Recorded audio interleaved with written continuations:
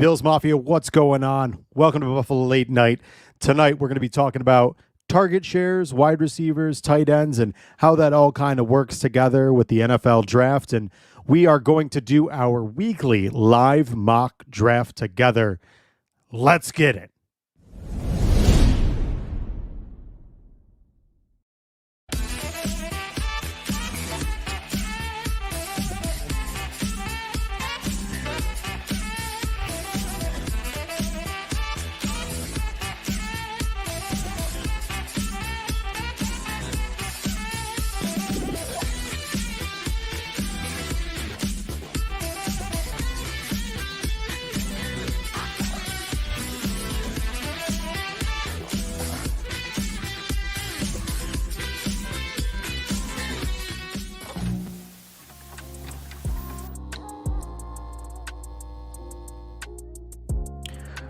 Bills Mafia, what is going on? Welcome. Happy Thursday. How are you guys all doing tonight? I am pumped you guys are here to join us for another edition of Buffalo Late Night here on the Cover One Sports Network. I'm your host, Thomas DeLoss. Glad that you've chosen to hang out with us this evening. Again, thank you for tuning in, or if you're listening on Spotify, happy Friday to you. You can find our show free on all social media and streaming platforms, including Spotify and YouTube, or however you choose to pod. If you are watching on Twitter right now, hop on over to our YouTube page, join the conversation. We would love to have you. Guys, want to make sure you guys are hitting that subscribe button on our YouTube page and that notification button as well. It'll let you know every single time one of our shows is live here, and we would love to have you. Now, guys, we are in the thick of the offseason. We are only about 2 weeks away from the NFL draft. So, folks, I'm excited to get into some conversation about the draft as usual, like we've been kind of chopping it up over the past couple weeks. We're going to talk about Stefon Diggs and Josh Allen and what is apparently a weekly drama saga between the two of them. We're going to be talking about the hierarchy of target share and how that breaks out with the rest of this team going into the 2024 season. And then we are going to get into our weekly mock draft. You know how I do it. You know we're going to break it all down. I've got some rules, some guidelines for tonight's mock draft, though. So a little later, we are going to be getting into that, and I'll explain how that's going to work and really what you guys what the framework, the conditions for the mock draft tonight. So, but let's get right into it tonight, and let's talk about the Allen and Diggs situation. So, guys, as you know, Stefon Diggs was traded just over a week ago, to the Houston Texans. It was Stefon Diggs, a 5th and a 6th round pick in return for a 2025 second rounder. And if you watched last week's show, then you know I was very, very honest and very forthright about my sentiments about Stefon Diggs, how that all transpired, kind of just my feeling on the situation, that I thought he made us a fool, that it seemed that he was all on board with us, and now it doesn't. And now there's some stuff about, somebody tweeting at him and him liking the tweet, which whatever. I don't want to get down that because I don't want to be the type of person that seems to be digging up dirt. But the reason I say all this, and the reason I want to talk about this, is there seems to be this growing feeling, and I've talked about this before, that, the reason Stefon Diggs left is because Josh Allen doesn't put in the work. And the reason I want to start the show with this tonight is because I think it's important to speak on the whole situation and why this is all happening and why this nonsense about Josh Allen is continuing. Because in all reality, if you think about it, Josh Allen has been prolific for the Buffalo Bills. He just really has. He has continually, year after year, gotten better. If you look at his stats, right, and I'm gonna bring him up real quick. If you look at Josh Allen's stats year over year, he has continually gotten better. Right. So Josh Allen so far, and just to speak on this, 2018 had a completion percentage of 52.8. His best year was 2020 when he had a completion percentage of 69.2. And then there was this past year where he had a completion percentage of 66.5 after 2021 and 2022 having a completion percentage of 63. And the reason I want to mention that, and the reason why I think that's important, is you don't progress as a quarterback off of a UCL injury and a rotator cuff injury and have a better completion percentage, have better yards than the year before.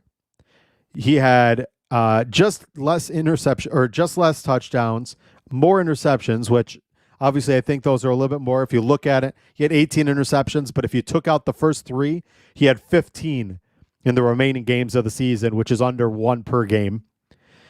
He had, on average, right around the same amount of yards per game at 253, but if you really look at the way that the game played, you had Stephon Diggs and Gabriel Davis, who each had just a hair over a 50% catch percentage.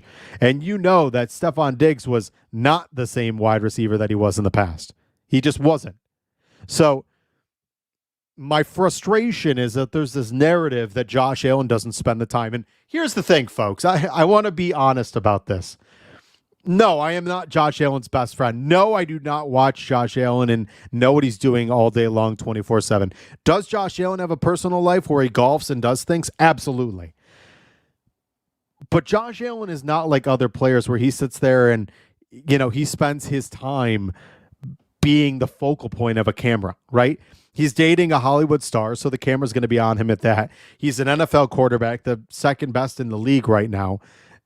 That's going to get him under the limelight. Outside of all of that, the reality is he's just not that guy. He's not the guy that spends his time really making sure he's in front of the camera. It just doesn't happen. So in that regard, I want people to pause, because just because you don't see something doesn't mean it doesn't happen. There's this weird, misunderstanding, these fallacies, these misnomers about Josh Allen, that just because he's not seen in the public eye throwing passes, even though there was a photo that came out of all the receivers minus Stephon Diggs and all the quarterbacks last offseason together before the start of the season, and it's believed, based on comments by Tim Graham, who spoke with Gabriel Davis, that they did in fact spend time training. Just because it's not on camera does not mean it didn't happen. I'm just being honest with you. You don't want to hear it. You may not like it, but the fact of the matter stands. Just because Josh Allen doesn't sit there and post videos like Patrick Mahomes because he has a sponsorship that he's relying, or, that he puts forth to, or he's not Stephon Diggs, who is a fashionista and wants to be on social media 24/7, does not mean that Josh Allen doesn't spend time doing the work. You cannot be the quarterback that Josh Allen is without putting the work in. And the problem is, if you look at it on the statistical side, right, you think Josh Allen is just going to regress.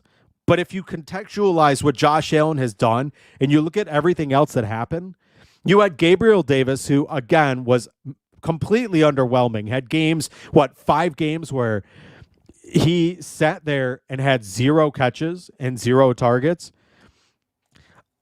Okay, so what he said on Bussin' with the Boys is, yes, he doesn't spend as much time as other quarterbacks, but he's also came off 2 back-to-back injuries on his throwing arm. So yes, he knows that if he spends more time healing, he feels better when it comes time for training camp. I think what he realized, he went hard in the paint in the first couple of years, and he was feeling it at the end of the season, and those injuries mounted. So very likely the reason why is he's seeing maybe if he spends less time being as much of a gym shark as maybe he was in the past, he's not going to have those same injuries. He went way too hard. Okay. He went way too hard. And because of that, it potentially was the reason why he got injured. So just because he said he doesn't do as much doesn't mean that he does nothing. Those are 2 very different things. Josh Allen absolutely cares. It's proof positive on the fact of how good he is getting, and he's getting better and better over the year. Golf, let me say this. Throwing a football and golfing mechanics are 2 very different things. Purely. If you want to talk to somebody, go talk to somebody and tell you that Josh Allen If a golfer, excuse me, I'm going to mute myself because I'm going to sneeze. Pardon me. A golfer and a football player's mechanics are two entirely different things. The throwing motion of a football player is that's similar to of a baseball player. When you're actually using a golf club, it is more your back, your hips, and your quads more than your shoulder, right? Yes, you are rotating your shoulder, but you're not utilizing the rotator cuff or the UCL in that same motion. You want him to prove that he could do well with rookie wide receivers. Well, let me say this, because Gabe Davis, when he came in, was the fourth option. So there was no necessity for Josh Allen to assimilate him into the offense immediately because he had John Brown, he had Cole Beasley, and Stephon Diggs.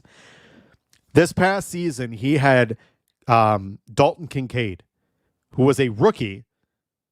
And yes, he is a tight end, but he's more so a wide receiver in a tight end's body, right?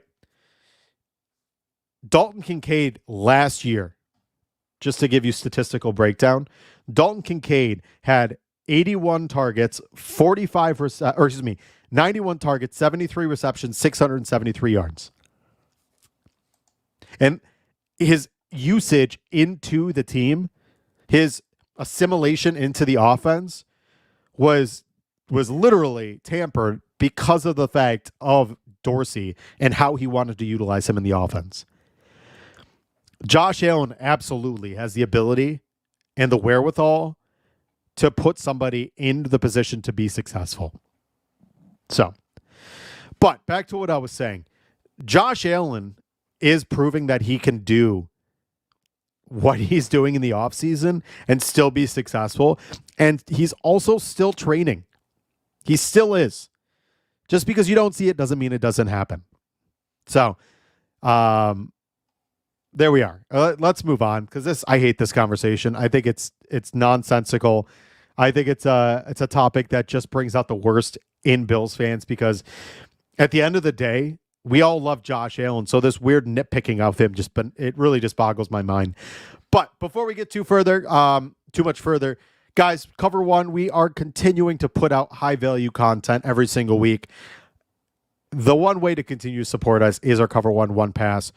But the best way to hear about it is from Aaron Quinn and Greg Thompson from the Cover One Buffalo podcast. So guys, take it away. Many people ask us the best way to support us here at Cover One, and that is to sign up to become a Cover One Pass member. That contribution helps give us the access to all the data and information we use to create the content that you love. And I think most importantly, brings you into our community of insiders. It's a great community based on Slack. I know a lot of people don't want to be on social media anymore or be in on those conversations. We bring all of it to you right in our great community of educated fans. And most importantly, you get access to our content creators. Even better than that, everybody loves merch. You get awesome t-shirts, a cool decal, and a letter from the Cover One team signed directly to you. All for $60. That gets you the entire season, next year's free agency and draft. $60. Click the link in the description. Cover One Insider. Become one today. There you are, guys. That is two of the best in the game. Aaron Quinn, Greg Thompson. By the way, cheers to all of you. So let's get into it, guys. Let's talk about the target shares. That obviously was the headlining topic. And side note, because it somehow comes up in the comments of the YouTube videos. If you're wondering what we're ever talking about, or you somehow pop into a video and I wonder what this fool is talking about. Everything I'm talking about when I'm talking about it is above my head. My brother, my producer, is literally moving it to the current topic that I am talking about. So if you're ever wondering what's going on in the present show, you could see he's moving it around right now. You can literally see that popping up right there. So the current topic would be the target shares. So if you ever wonder, there you are. Now you know. But let's move on. Let's talk about the target shares. So part of the conversation about the Buffalo Bills right now is what this means, with the offense. Obviously, you're losing Stephon Diggs. Obviously, you're losing Gabriel Davis.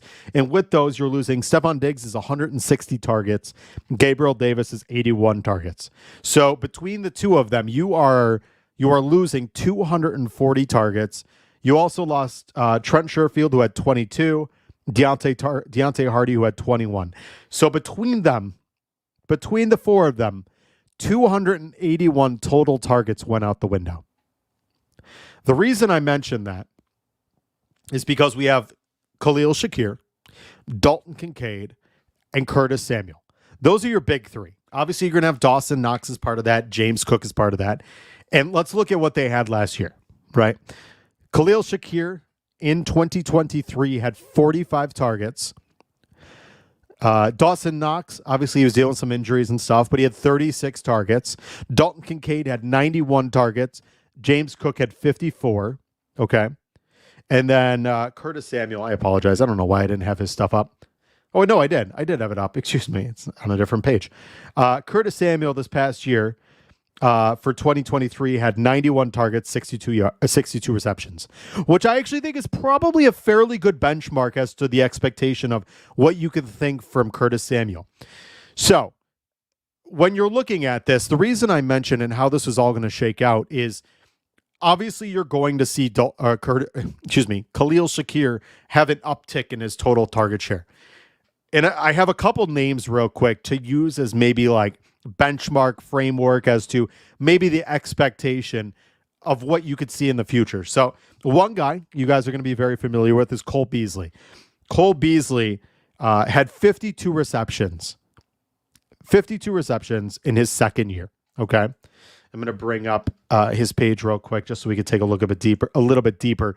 Cole Beasley had 54 targets in his second year in 2013 for 368 yards and 2 touchdowns, right? Obviously, Khalil Shakir, 45 targets, 39 receptions, 611 yards, 2 touchdowns. Now, obviously, with Khalil Shakir, I think there's a belief that Khalil Shakir is just a slot receiver. I don't think that's in fact just the case. I think Khalil Shakir has the ability to play both inside and outside. He has versatility to do really a multitude of different things. And for some reason, it seems people believe he's smaller than he is. Khalil Shakir is not a small guy. Khalil Shakir is just under 6'1". He's 190, probably close to 195 pounds. He's a big guy. He's just about the same size as Stephon Diggs.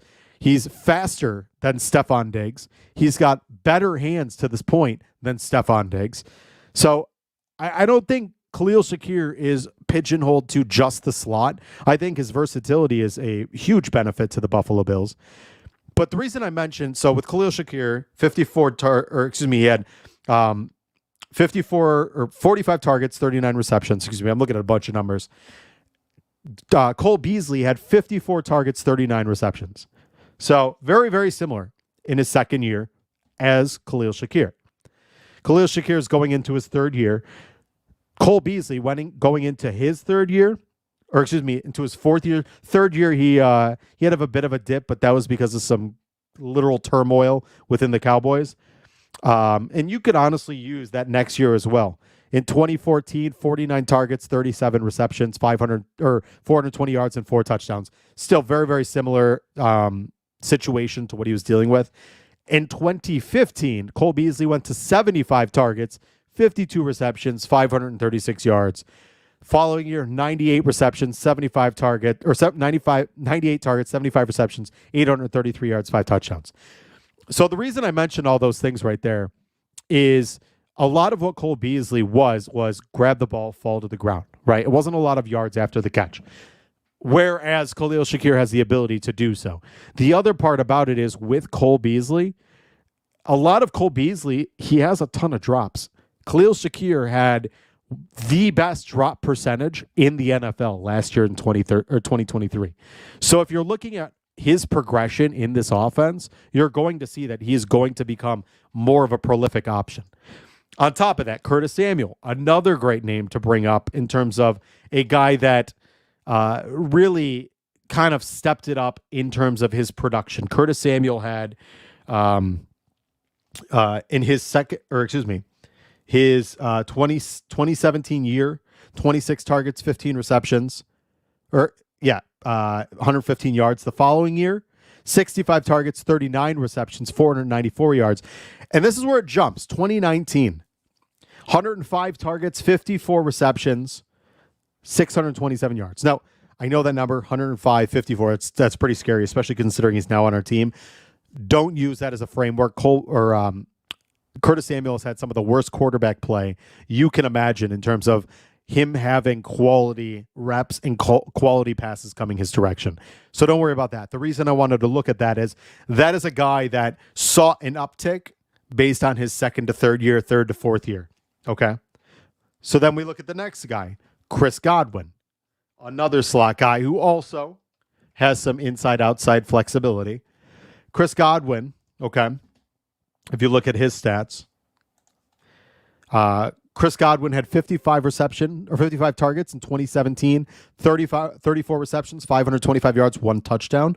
His second year, 95 targets, 59 receptions, 7 touchdowns. And then he followed it up in his third year, 121 targets, 86 receptions, 9 touchdowns. The final one I want to talk about is Christian Kirk. Okay. Christian Kirk is another one. Very, very similar stat line to the rest of these guys. Christian Kirk, first year, 68 targets, 43 receptions, 590 yards, 3 touchdowns. 2019, 108 targets, 68 receptions, 3 touchdowns. The following year, 79, 48, and 6. So the reason I'm mentioning all these guys and kind of breaking this down is that these are guys that saw from year 1 to year 2 to year 3 an uptick in their target share.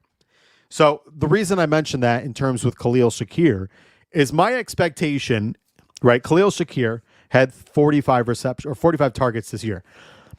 I would be remiss if I didn't see that jump to 75 this year, right? Which takes 30 out of that 280, which still leaves 250 targets, right? 250. You then add in Curtis Samuel. I guarantee he's probably going to be around 80 to 90. So let's say 85 right there for Curtis Samuel. Okay. 85, you're talking, that brings it down to about 165. Okay. For total targets. So Curtis Samuel has 85. Obviously Shakir, we said 75. I think that's a good number for Shakir. Then you're talking about Dalton Kincaid. Dalton Kincaid had 91 targets. I'm going to guess he's probably going to get somewhere between the 110 to 120 markers. So we'll say 110 for the sake of conversation. Okay. Dalton Kincaid, 110. That puts that number down to 55 targets. So then you're looking at the potential of who the new wide receiver is in this offense, right? And that's where really kind of the question mark as to who this next receiver is and how you kind of bring them up to speed in terms of the offense. So if you're talking about a guy like Rome Odunze, which today Ben Solak said he would not be surprised if you went and saw a guy like Brandon Beane go ahead and trade up to the top of the draft and get a guy like Rome Odunze, right? If you get a guy like Rome Odunze, I wouldn't be surprised if the numbers of everybody else trickled down a little bit and Rome Odunze was somewhere around the 75 to 100 target share. Okay.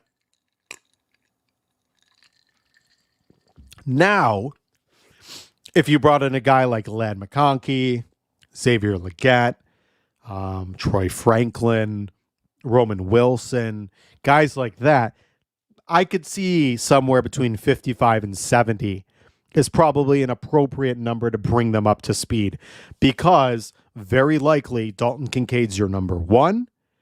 And then your number 2 is a combination of Curtis Samuel, Khalil Shakir, and then you bring in Dawson Knox and James Cook and whomever that other weapon is. So if you're looking at that, that's where it really kind of puts you in the position of those are the guys and how that breaks down, because the reality is I'm going to guess I love Dawson Knox. I don't anticipate his number really, kind of jumping.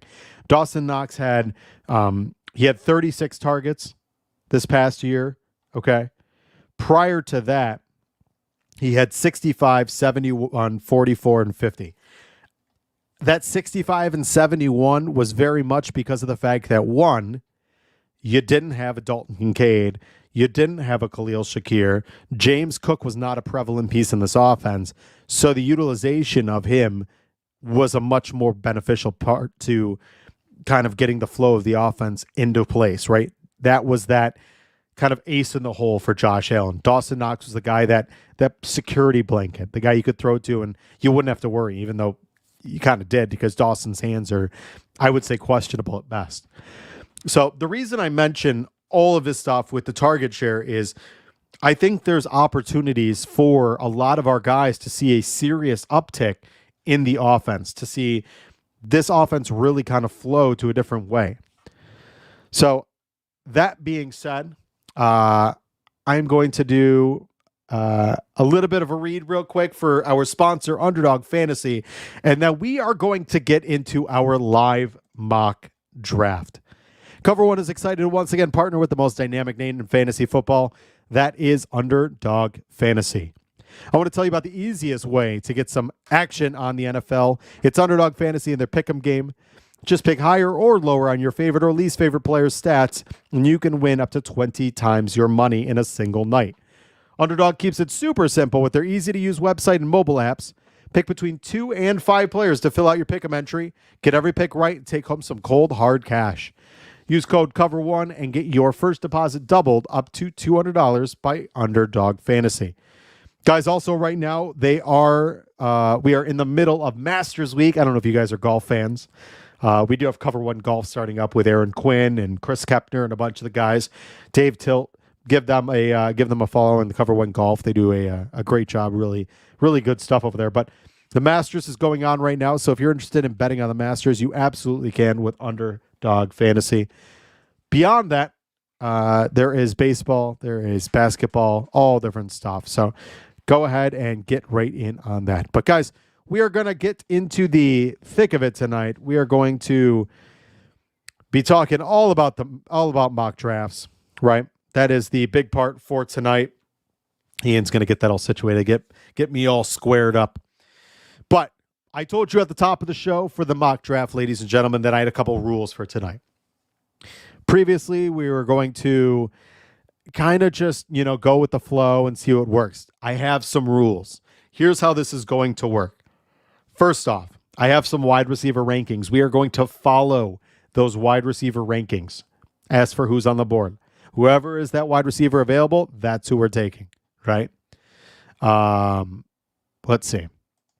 On top of that, Brian Thomas, no earlier than 22. If he doesn't fall to 22, we aren't taking him.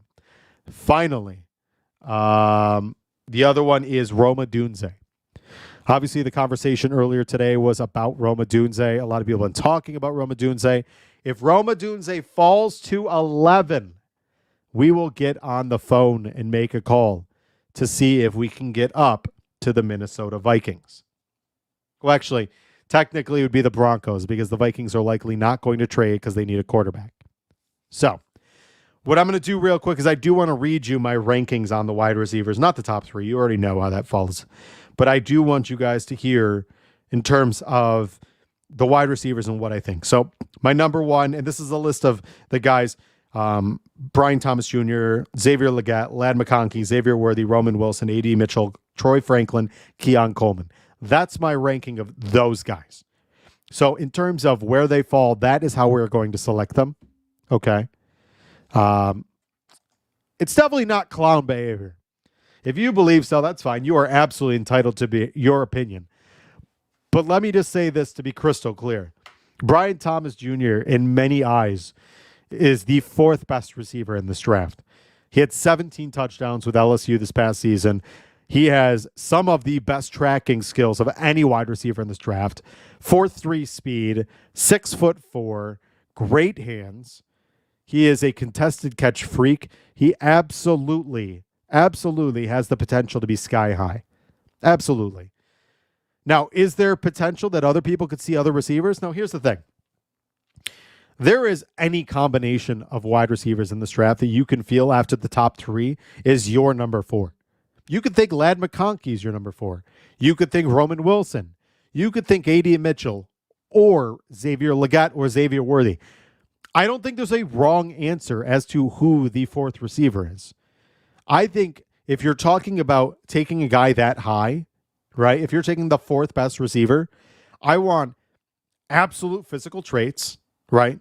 Whether it's the relative athletic score, what they've shown on the combine, what they've shown in their pro days or just on tape, but I want some production, right? I think if you look at what he's shown, his jump was one because obviously you have Malik Neighbors, but before that, the year before that, they had Kayshon Boutte, who was predominantly that guy, right? So it took a while for Brian Thomas Jr. to get to the point where he became that number 2 option to Malik Neighbors. So I think, to be honest with you, a guy like Brian Thomas Jr. provides something the Bills just don't have. Now, you don't have to agree. That's fine. And I'm absolutely okay with you believing somebody else is the number 4 receiver. And I think it's close. I think Xavier Legette, Brian Thomas Jr., and Ladd McConkey are right there, which is why BTJ, Xavier Legette, and Ladd McConkey are all right there for me. And I think, to be honest with you, you can interchange any one of the 3 of them, and I'd be perfectly satisfied. Let's take a look at what everybody's saying. You don't think we could trade to 9 with the Bears reasonably? Also, don't you think the Vikings will attempt to trade higher with their new capital? That's why I said if he gets to 11, because then it's the Vikings, then likely you get on the horn and you try to get to 12, right? Because the Vikings are not going to take him. Difference between Thomas and the next guy is not worth a future first-round pick, but you're not going to need one to get to where Brian Thomas is going to be. You're not going to have to trade a first-round pick. My assumption is Brian Thomas Jr. will be had after the 15th pick, which does not need a first-round pick to get up there next year, right? If we're giving up a first, might as well go all in for a Dunze. 100% on board with you there. 100%. You won't need to give up an extra first to get to 15th, 18th, but it will be pricey. I agree. But at the end of the day, if you like somebody enough, sometimes it's just worth it to get it.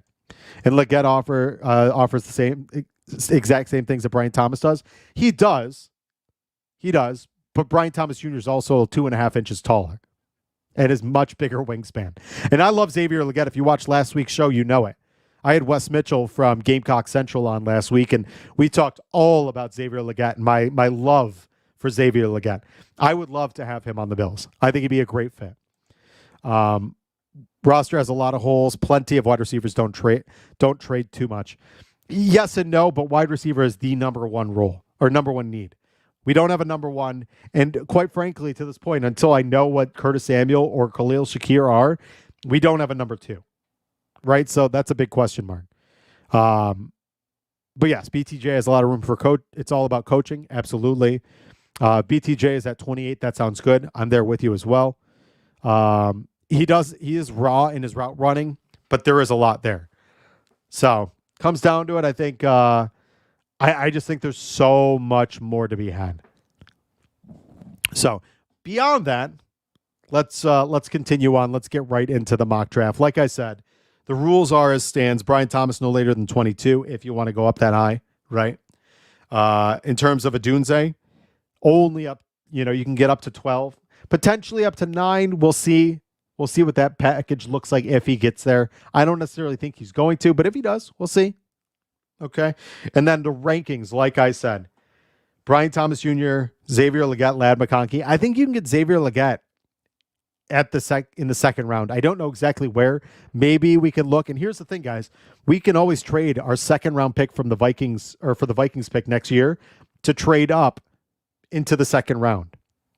Okay. So there's a chance maybe we take the third round pick and the second rounder from next year and move up again into the second round. And then you get 1 first and 2 seconds, 3 premium players right there. So let's go ahead. We're going to get into this tonight, guys. We're going to get into this draft and see how it goes. So draft for needs, we're going to put that right in the middle. Okay. I think this is good right there. Care for positional need. We'll put it up a little bit higher. Randomness. We'll leave it right there, and let's get going and see how this goes. I'm going to drop this down a little bit.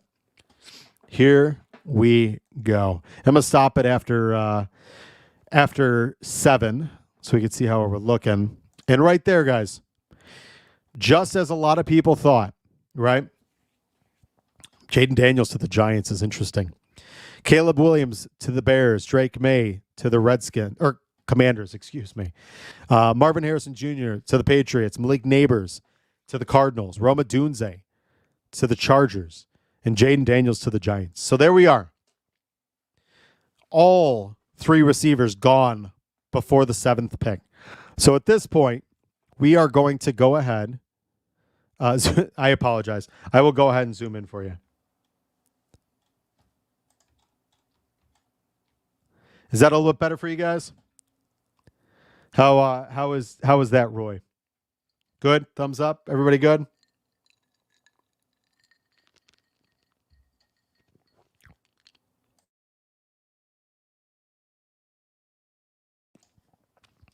Excuse me. So we are at the 7th pick. Better? Perfect. Good. Actually, why don't we just do a little bit more? Perfect. Okay. So we are at the 7th pick, the Tennessee Titans. At this point, we might as well go to 15, see where we're at, okay, and see what it looks like and see where Brian Thomas kind of lands. So we are going to pause once we get to 15.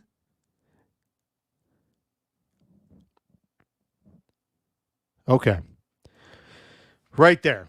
The next picks, we had Brock Bowers going to the Titans. Joe Alt going to the Falcons. Quinion Mitchell going to the Bears. Olu Fashanu going to the Jets. Talk about a landing a great pick right there. Dallas Turner going to the Vikings. J.J. McCarthy going to the Broncos. I think it's kind of strange, unless they believe they want to get a quarterback later. J.J. McCarthy not being the pick there, but, positional value. It'd be interesting. Troy Fontenot going to the Raiders. Talisi Fuaka going to the Saints. And then Cooper DeJean going to the Colts. Man, they got a nice little secondary in Indianapolis. So right now, to be able to get up to the 17th pick, let's say, because you're likely going to want to probably get to the 16th or 17th pick if you want to get to Brian Thomas Jr. But I think we wait. I think we wait till 20, see where we're at, and kind of recoup there.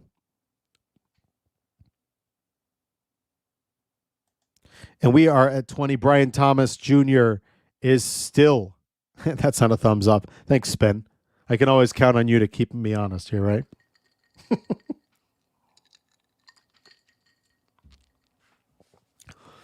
By the way, guys, make sure you hit the thumbs up on this video. I do very much appreciate it. It means the world to me. Share it and rate and review. Let me know what you guys think. Let me know what you guys want to see going forward and what I can do better to provide you even better content. Moving forward, we are going to the 20th pick with the Steelers right now. So at this point, I feel probably just waiting it out and seeing where we're at is probably the best action. So let's keep going here. And we are going to move on to 24. Okay, so we are at the 25th pick, ladies and gentlemen. Okay. I don't think Brian Thomas goes to the Jets just because I think the Jets have too many needs, to be honest with you. So I think the Jets need offensive line help more than anything. I think the Jets have so many different directions. I think Brock Bowers could be the guy, but I just don't see them going wide receiver in the first. Maybe they could, I guess, if Aaron Rodgers really pushes them in that direction. I just don't think it's a necessity. So we are at 25 right now. Okay. So you guys tell me in the comments, do we wait to 28 to see if Brian Thomas falls? Let me know what you guys think. Do we wait to 28 for Brian Thomas? Or do we go up to 25 to try to secure that wide receiver of need? Because here's the thing. Right here with the Falcons, they're very likely going to try to get him. Now, here's the thing. I think the move would be to go ahead. You take a 4th and you can trade up to 26 with the Buccaneers. Okay. And I think there's a chance that you use that 4th and get, Brian Thomas Jr. right there.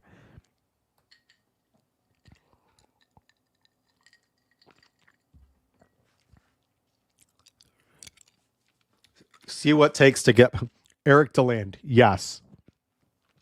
Thanks for being so descriptive. So, if we wanted to go ahead and trade with the Packers, right? you're likely, if you go value chart, right? And I'm going to bring up, give me 1 second right now. I'm going to bring up a value chart for this.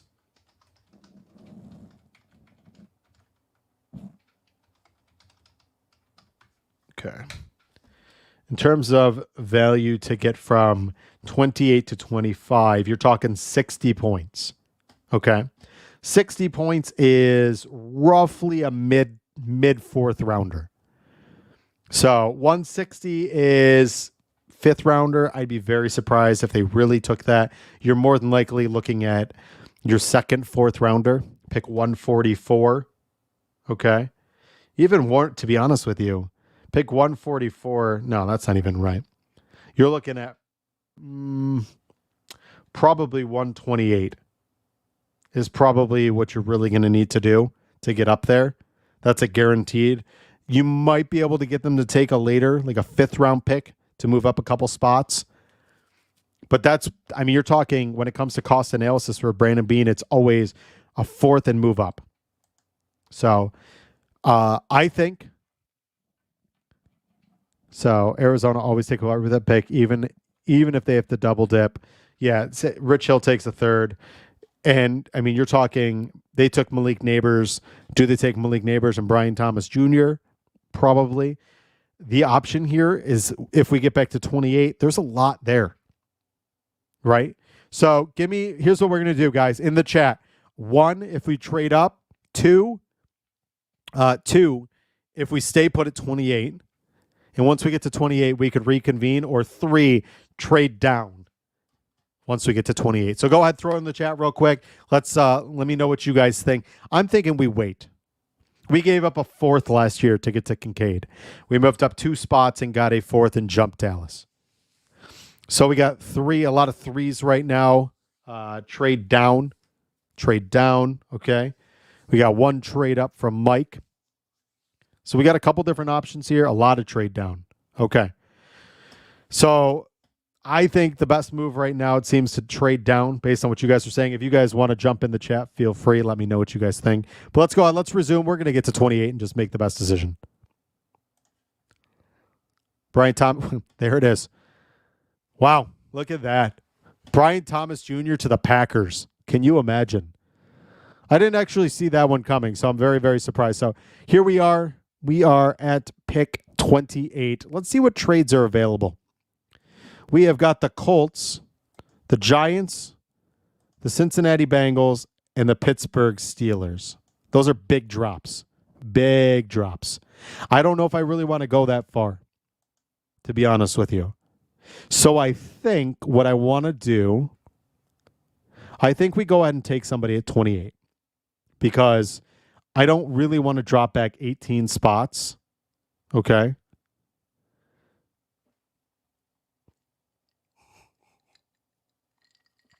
I don't want to drop that far because the value disappears very quickly.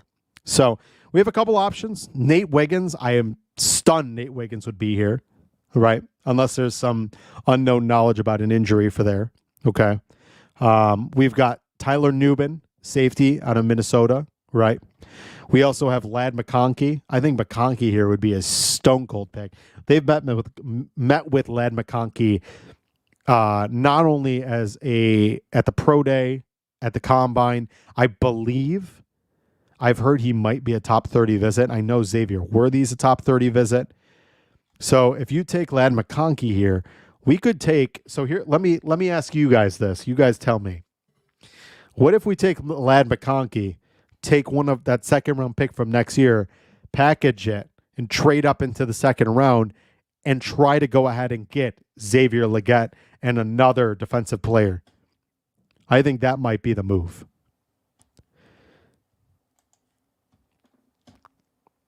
So what do you guys think? Do we take Ladd? I think taking Ladd McConkey is a good move. He's a guy that has multiple versatility in here in terms of where they see wide receivers.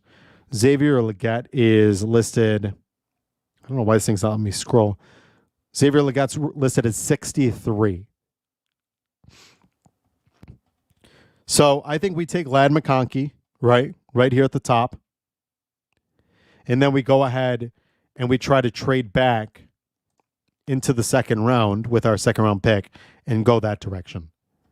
Chop Robinson's a good one, but I just feel like, man, it's tough. That is very, very tough because of the fact that there's so much option. Is Chop even available?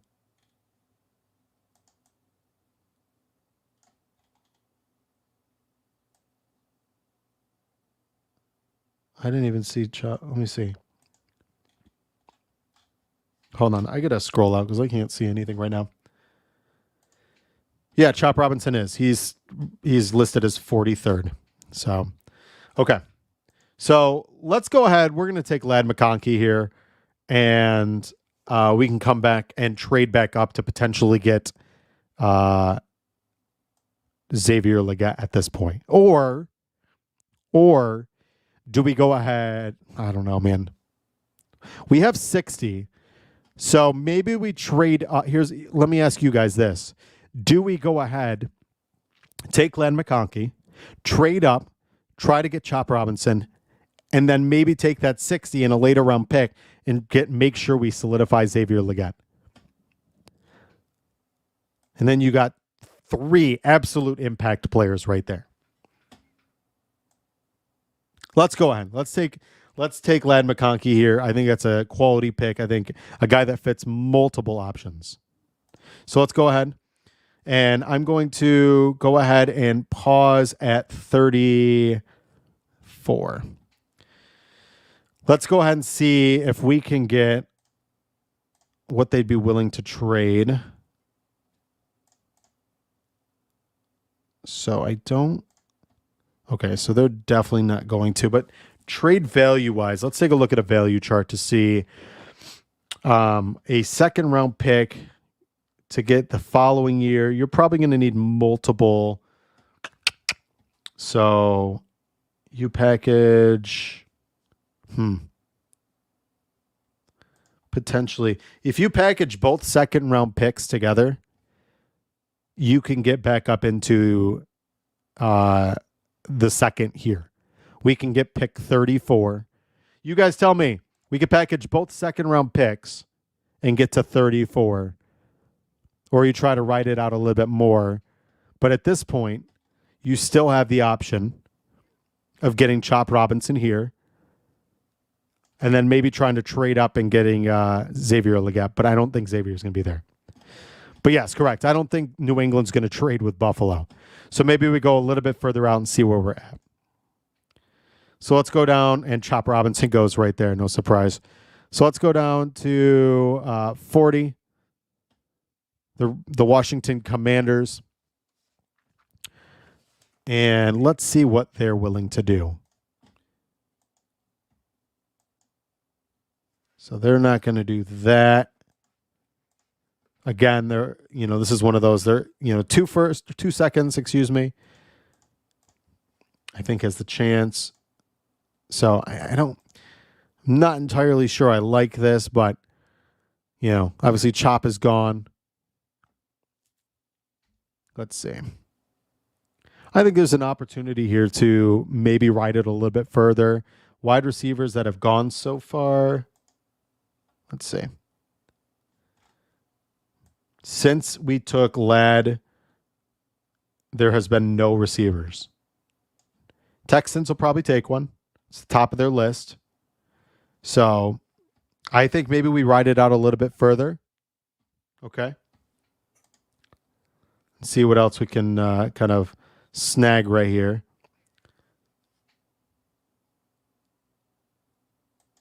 Okay, Jaguars. We've worked with the Jaguars last year, so let's see if we can work with the Jaguars this year. Trade will not be accepted. So what if we did both?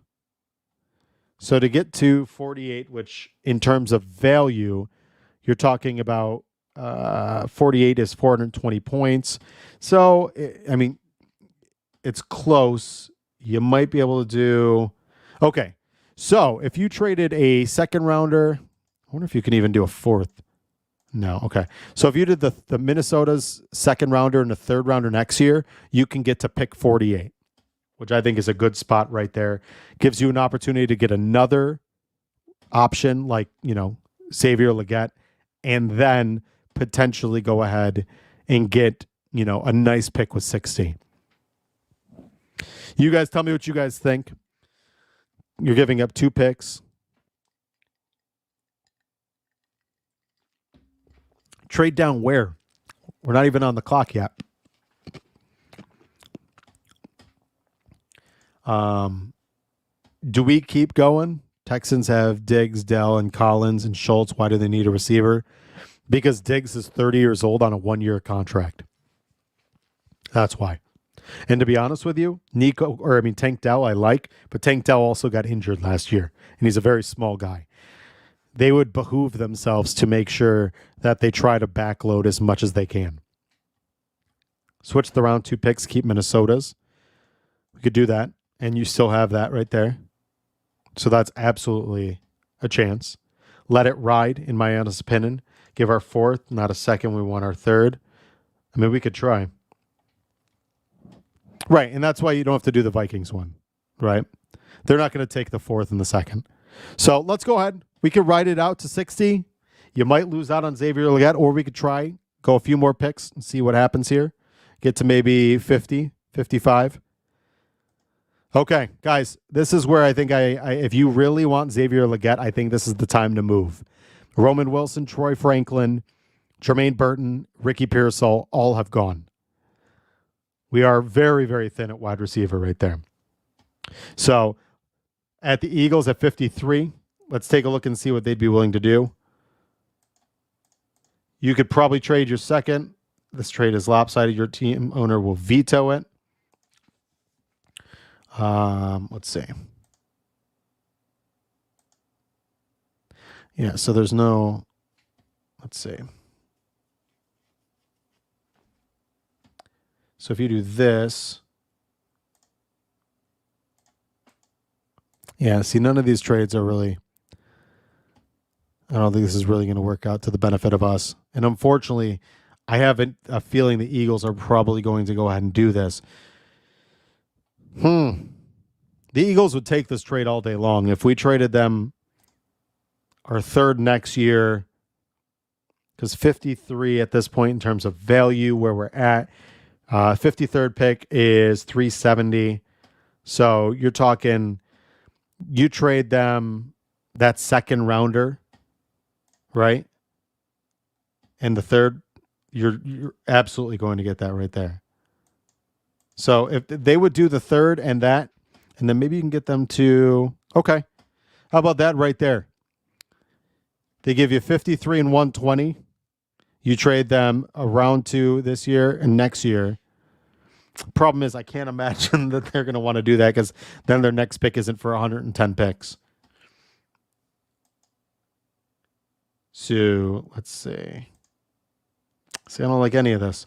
I don't like any of these options. I think this stuff it's too hard to navigate in terms of trying to get the best value for you. 53, 120, and they go ahead and they get a 2nd and a 3rd next year, which is equivalent, but why would they trade out of that pick anyway? So let's go ahead and I think if we resume here, they're going to take him, but we're going to do it. They took Xavier Worthy right here, and Xavier Legette goes to the Dolphins. God, that's disgusting. Okay, at this point, you just got to kind of go. That was an unfortunate situation. That's part of the draft. It's an unknown in every situation. And let's see what we have here, wide receiver-wise. Jalen McMillan, Tez Walker, Javon Baker. Okay, so let's see this. Yeah, it's an unfortunate situation right there. New England's, trading down with New England. I don't want to do that at all. So maybe you take the best player in this position at 60, which, to be honest with you, I think is Marshawn Nealon. You get Marshawn Nealon, and then maybe we can use one of those picks. We go ahead, trade back up, and we get a Javon Baker. And then you go ahead and you get your 2 receivers. So let's go ahead and do that. We're going to take Marshawn Nealon, good defensive end out of Western Michigan. And let's go ahead and at 65, I'm going to pause it. And let's see if we can get back up It's a bit of a jump, but we're going to be trading next year, a pick from next year. They'll absolutely do that. So if we did that's tough. Trading a second next year. Let's see what they'd be willing to do.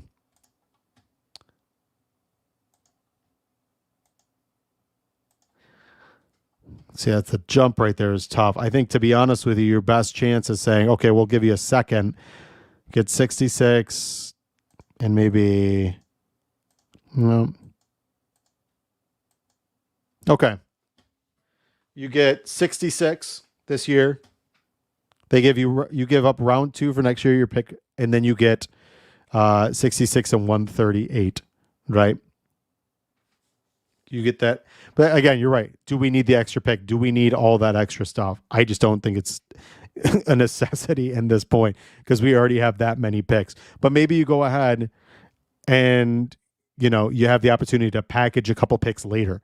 I think Brandon Beane's going to take the pick because it's more assets to jump up and maybe get somebody later. So let's go ahead and offer that trade. They are not going to accept that. So let's see. Maybe they would do it with 162. Offer that up right there. Okay. So we got it. So we got pick 66. Okay. And at this point, I think this is a good opportunity. You got a wide receiver in Javon Baker that fits the Bills' mold as to what they need. Okay. We already obviously got defensive end. Safety, you got Cam Kitchens, but you could probably get him a little bit later. Corner, Max Melton, Andrew Phillips. Interior offensive line, let's see what we got here. We got Christian Haynes from UConn.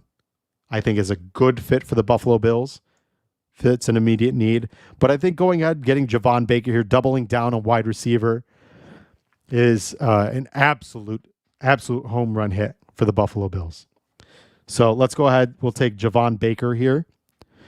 Then our next pick is going to be 128. Maybe, just maybe, we can package a couple of these picks right here and get up to where maybe the Bills would have the opportunity of getting, I don't think, did I just see Christian Hayes go? It's so hard to watch this thing. Okay, so no, he hasn't gone yet. So let's see if maybe we get to 90 if we could package a couple of these picks, these middle round picks, to get up and try to see if Christian Haynes is still available. Okay, so the Cardinals are on the clock. I don't think Christian Haynes went. No, he did. He went the following pick. Excuse me. Well, that's unfortunate. So let's see. Cam Kitchens is an opportunity. Excuse me. He just went right there. You could stack picks next year than waste. I'd rather stack picks next year than waste next year's draft capital for day 2, 3 picks this year. Understandable. Let's see if we can bundle a couple picks to get up into this draft. Okay. Value-wise, to get to 90, right? And obviously, we're not going to be able to sign all these guys, so maybe getting rid of a couple of these picks is of value. But 90 is 140 points. To get to 128, right, is 44 points. So you're trying to clear 100 points. So if you see me getting a couple of these picks together, that's why. So 128, 133, 160, and 163 is likely what it, maybe we can, yeah, there you go. Okay. 128, 144, 160, and 163. It seems like a lot, but value-wise, those back-end picks don't really, doesn't really give you a lot of, oomph, because they're not worth a ton. So, you got all that. You get a chance to get another premium pick. It gets you back in at 90, right, which is a nice spot. That's a third-round pick. We obviously had 2 second-round picks, which is important. That gets you back into third. That's a sweet spot. Tough part is, do you want to give up on, obviously 133 is great. You still would have a fourth rounder back end. 144 and 160 is tough, but you still have 162. Then you'd have 200, 204, and 248. And maybe, just maybe, they'd be willing to throw in a pick like let's say 186. No, they wouldn't even be able to do that. So this is probably the best you're going to do right here in terms of getting up. So just give them, right. Who are you trading up for? I'm going to try to get up for one of the safeties. Cam Kitchens is gone, right? Outside of that, the only other safety I believe that was taken, Jaden Hicks. And then there's a couple offensive guards that are available. The only ones that you've seen go so far is you had Christian Haynes go. Prior to that, you had, let's see, even an interior defensive lineman's going to be a good one right there too. So there's a couple really good options. So let's go ahead. Let's just offer it. It will be accepted. I almost want to see if they'd maybe take a later round pick. No, they wouldn't. Okay. Like to mess around, say, okay, let's do that. Offer that trade. Okay. Christian Mahogany. There you go. There is your guard right there. Great pick. An absolute fit for the Buffalo Bills. Interior defensive line. Oh, and Dwayne Carter. Oh, boy. Folks, I need your help. Do we go ahead and take Christian Mahogany, or do we go ahead and take Dwayne Carter? You tell me. Safety-wise, we also have Kalen Bullock. We have Dadrian Taylor Demerson. Man, it's tough. Some very, very good options. Very good options. Sione Vaki, another one. Great option. Tyke Smith, safety, who our new defensive backs coach was the coach over. I'm going to need your help in the chat, folks. You guys tell me what you guys think. Man, this is a difficult. Safety-wise, I think Kalen Bullock would be a great fit here. Dadrian Taylor Demerson would be a great fit here. And then, obviously, defensive interior. We already got one early in the draft where we had defensive end, Marshawn Nealon. But safety would be a big-time fill. So let's go ahead. Let's take Dadrian Taylor Demerson right here. I think it fits a great need. Next pick's going to be 133. So we are going to speed it up a little bit. Otherwise, we'll be here all night. Side note, I do appreciate you guys being here. Make sure you hit that thumbs up for me. And now we are back. And folks, we got Braylon Allen sitting here. I don't know how I can even potentially not take him. In terms of fit with what the Bills need, secondary running back is perfect. So let's go ahead and take Braylon Allen right there. Then you loop around to 160, potentially getting, a defensive back maybe here at 160, see what's available. Let's take a look and see what corners we have available to us. Nehemiah Pritchett is available. I like that. Interior offensive line, Zach Zinter. Great option. I think Zach Zinter would not be a bad spot for the Buffalo Bills. Offensive tackle. You obviously got Drake Nugent at center. He's a little bit smaller. I think Zinter honestly might be the move here. Let's see what interior defensive lineman we've got.